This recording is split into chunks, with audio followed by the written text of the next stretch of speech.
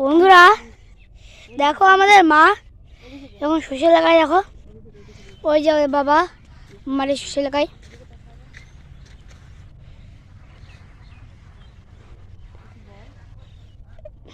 এই এই সব কিছু সর্ষে লাগাচ্ছে। এখন চারাগুলো বেশি বড় হয়নি, একটু হালকা হালকা হচ্ছে। ওই যে একটা চারা বড় হচ্ছে, এই যে হালকা করে।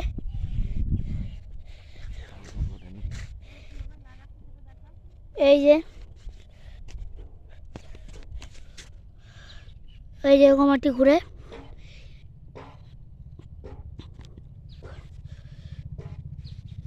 এরকম মাটি ছড়িয়ে